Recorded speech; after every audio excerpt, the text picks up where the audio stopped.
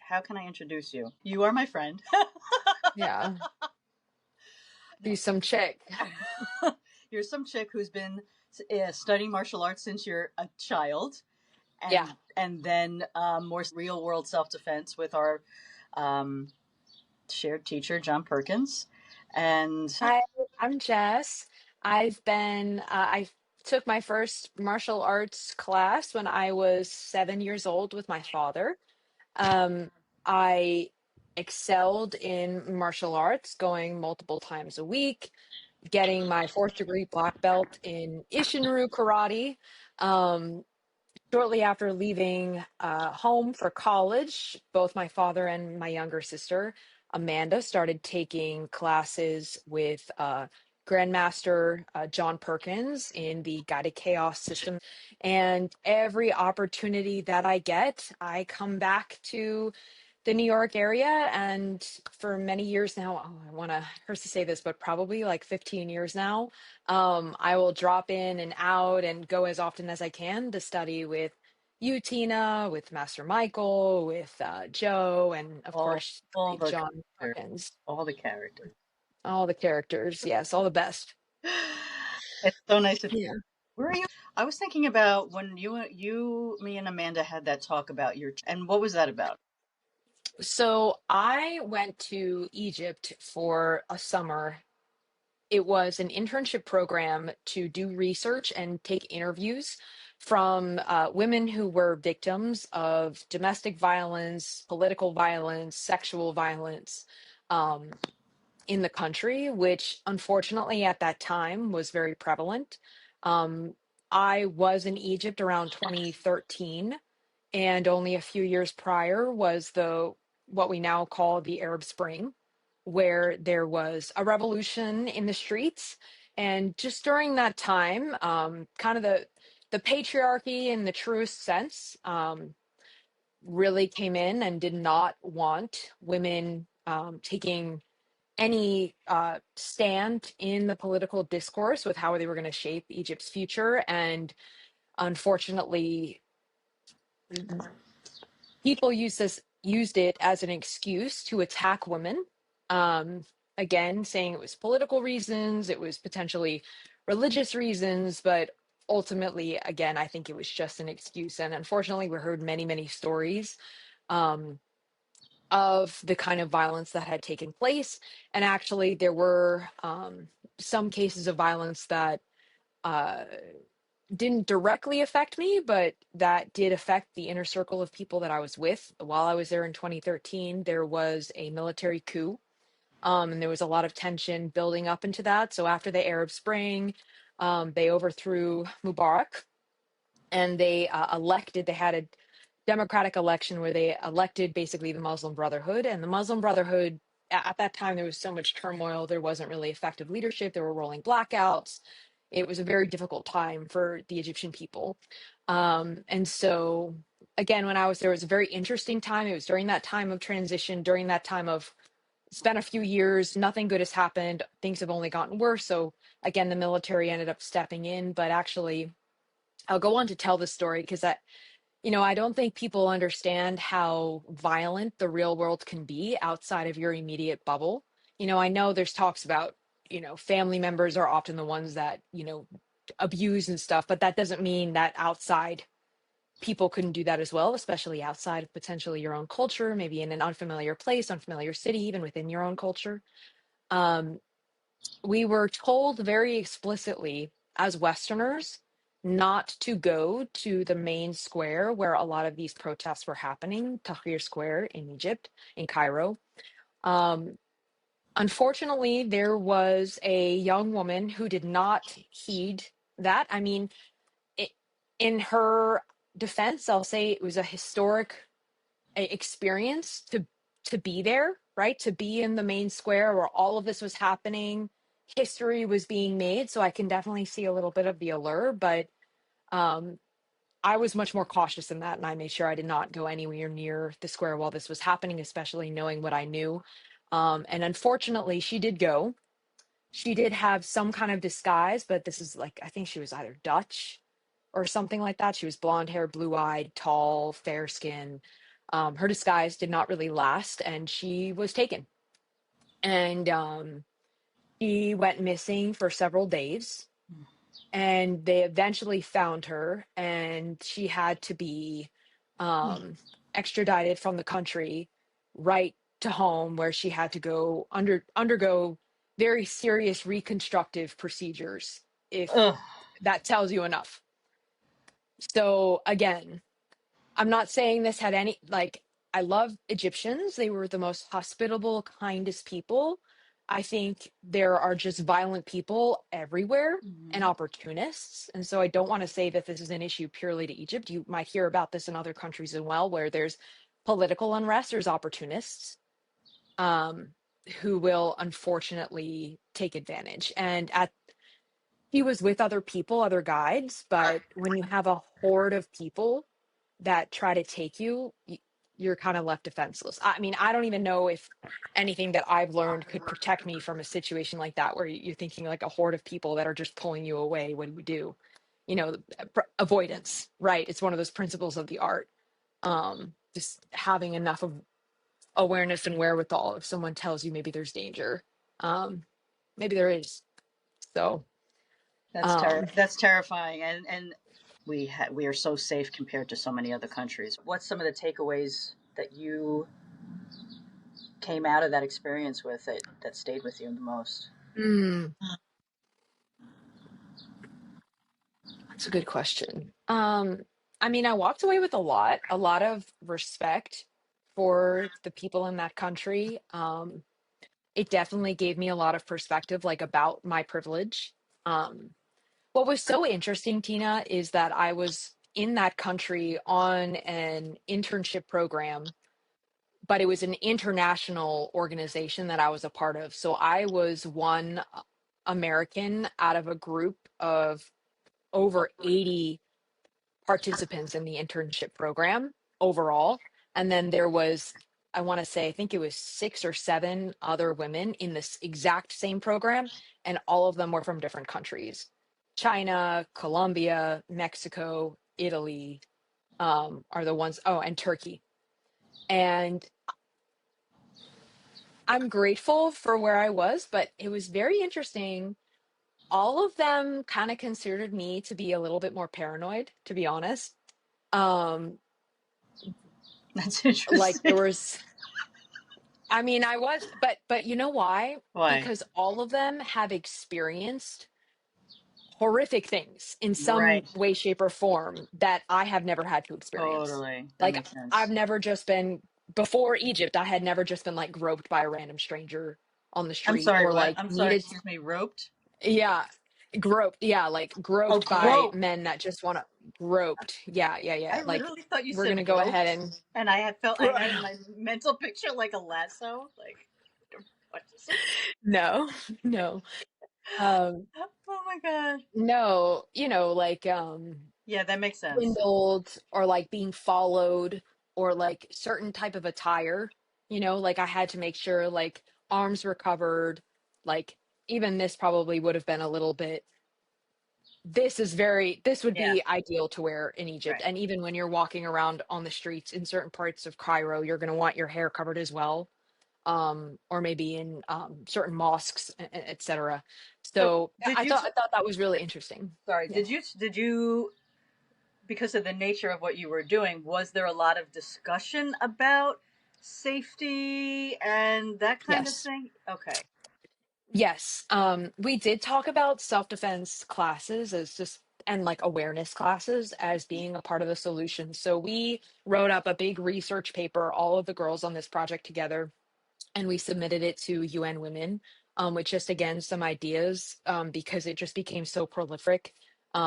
The abuse that women were seeing. Now, again, some of it is traditional cultural, like FGM, female genital mutilation. It's like that's always been in the family. Self defense isn't really going to take place in that discussion. But in terms of just like walking down the street and not feeling like you're in total danger, we talked about ultimately you do have to walk in groups. You can't wear headphones, right? Um, Street lights. It was just like the most basic of basic things. Well, I that mean, we you can't even do self defense in those circumstances. You do that, you're gonna be it's your ass, dude.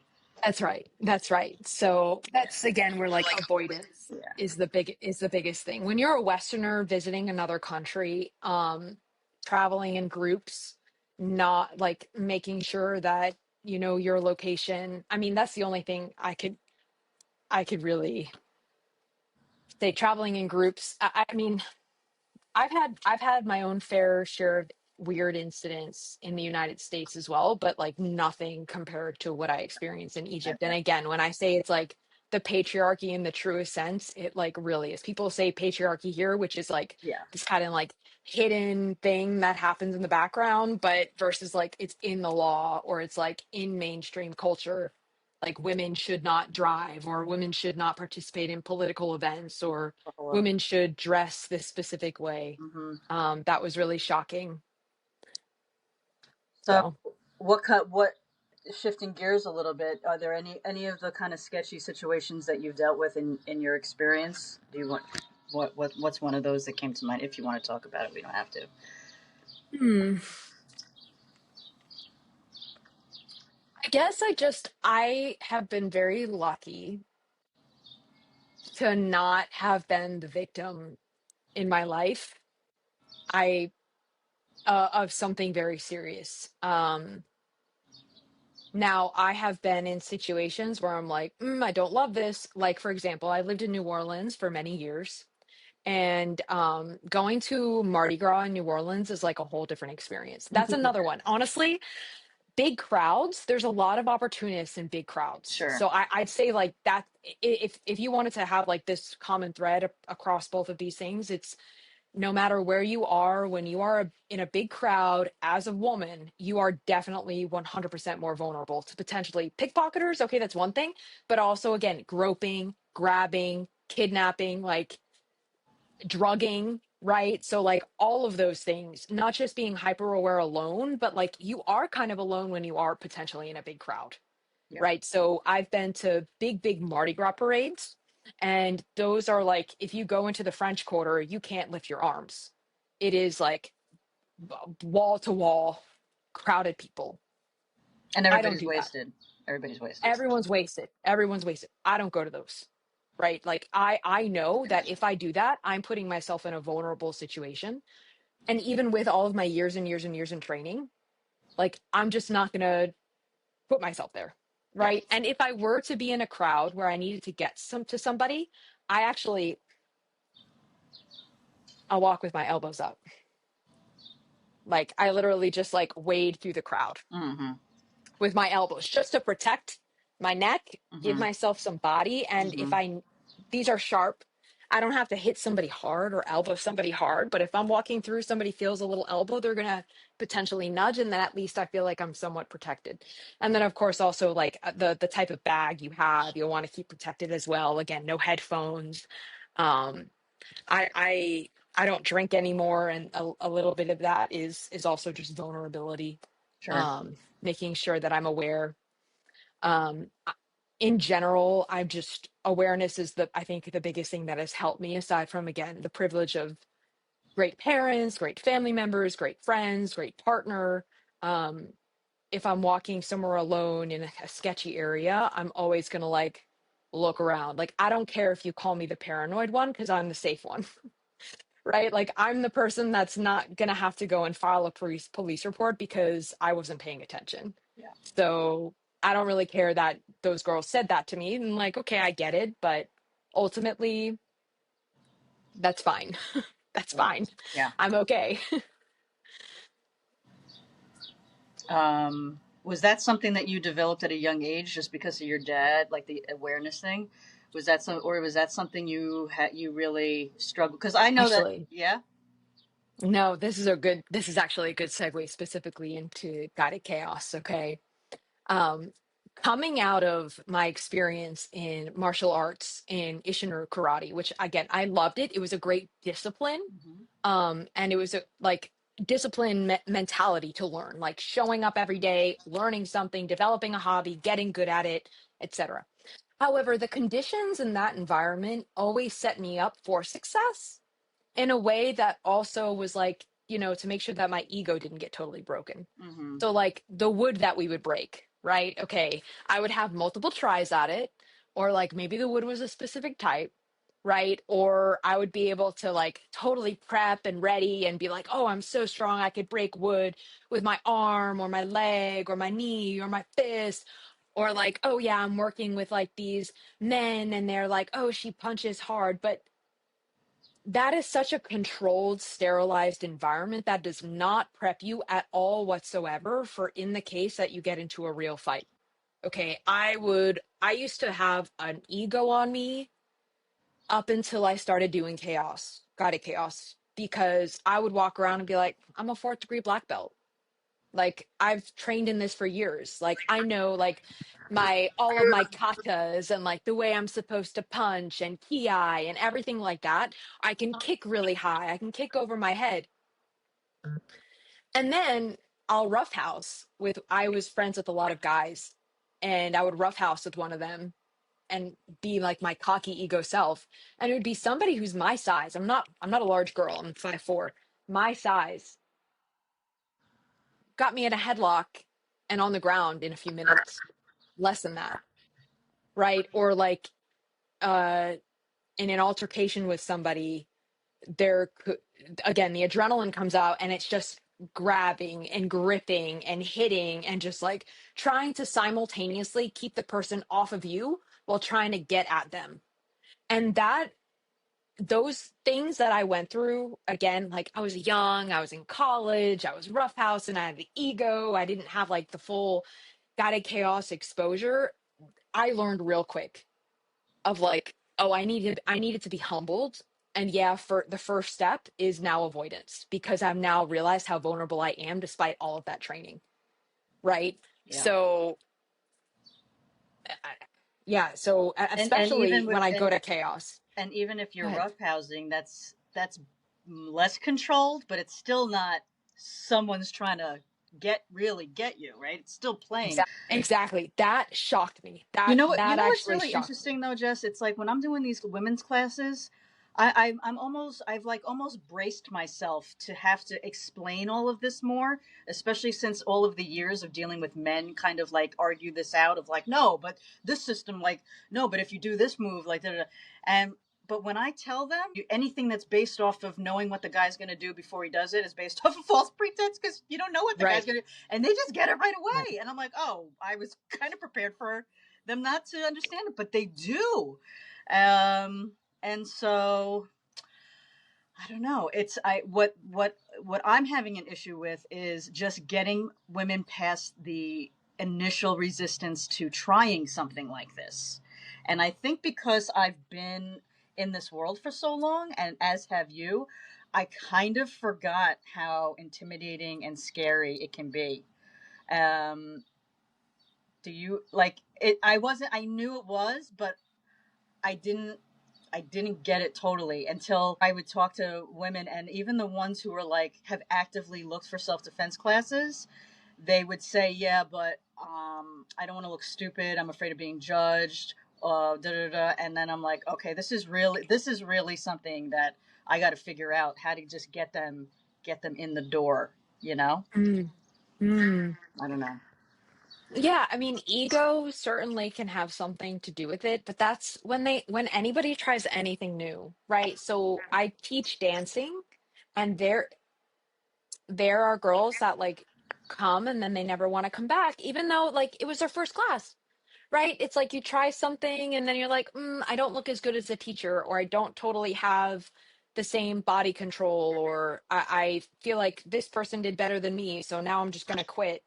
It's just like any hobby. It I would is, say but that you this try. has so much deep-seated psychological fear and resistance that if they come to a class and then they decide it's not for them, fine.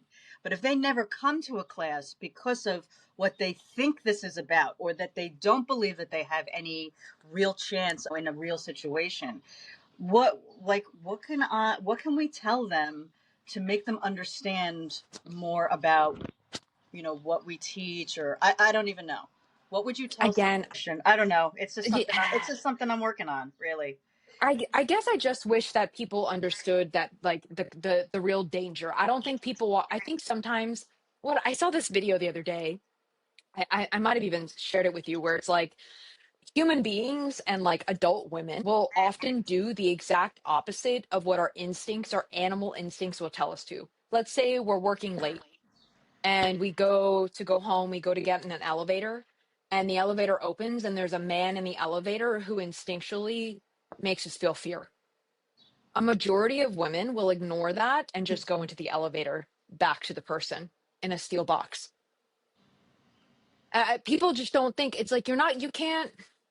I would so much rather potentially offend somebody than put myself in a situation that could potentially cause me my life, or something like long-term traumatic. So I think sometimes people, and even men who don't have self-defense experience, like my partner, I love my partner very much. He's a very like strong, level-headed man, but he might I might say, I want you to walk next to me and not in front of me where you can't see me, right? In maybe a certain situation.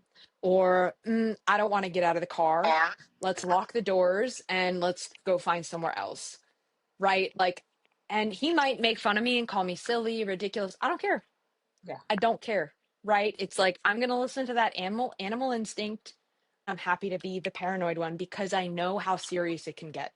Like, that also doesn't make always a lot of sense to me. I mean, you think about how many women listen to like true crime, right? And how many people will listen to like the horrific things that can happen to victims, and what you don't think that could happen to you. None of them thought it could happen to them. Yeah, I think you never think it's going to happen to you. Another issue is that everybody's stressed out, burnt out, all of these things already, especially now, right? So no one's really looking for another reason to feel even more fearful or scared, right? At Hmm. the time, Hmm.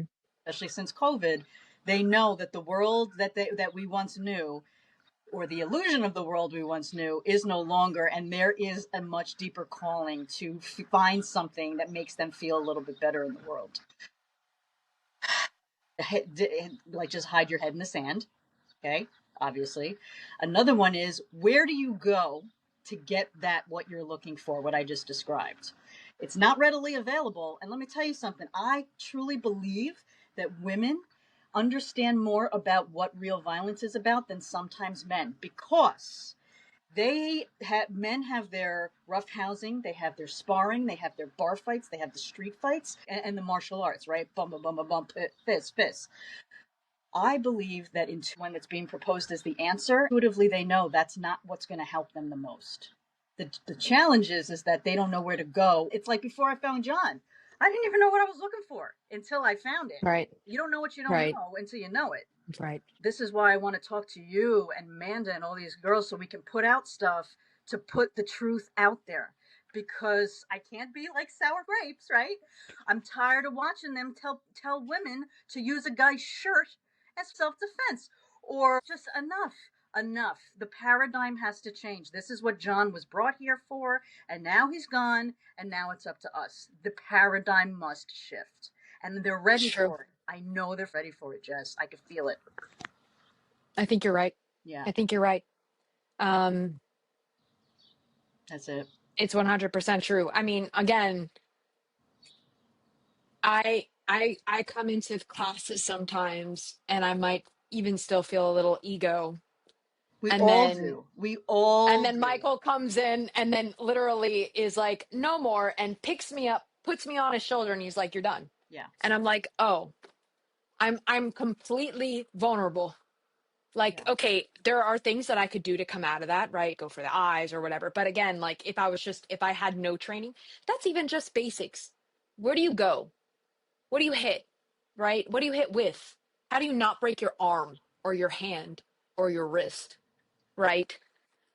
I mean, it's basic things like that. How do you keep balance? How do you drop? Again, like, just get out of the situation. I feel like that was another thing that just John did amazingly. It wasn't just like, oh, we're fighting. It's incapacitate and get the hell out of there. Totally. Which it was just total survival. And honestly, it was to train your I think it was also to train your adrenal system and your like your fright response. Like if you expose yourself to that kind of environment many, many, many, many, many times over by training with people in this kind of environment, like people much larger than you, which is also another thing I think is very important, again, to humble you. And then again, also to maybe condition you of like, okay, this can somewhat kick in like muscle memory because I've been exposed to this drip by drip by drip over time. Um, Yeah. like people have to realize like people are animals, and the lion is always going to go for what they see as the most vulnerable prey, which is going to be the young, the sick, the weak, the vulnerable in terms of like who's not paying attention, Uh-huh. who's alone, who's not guarded.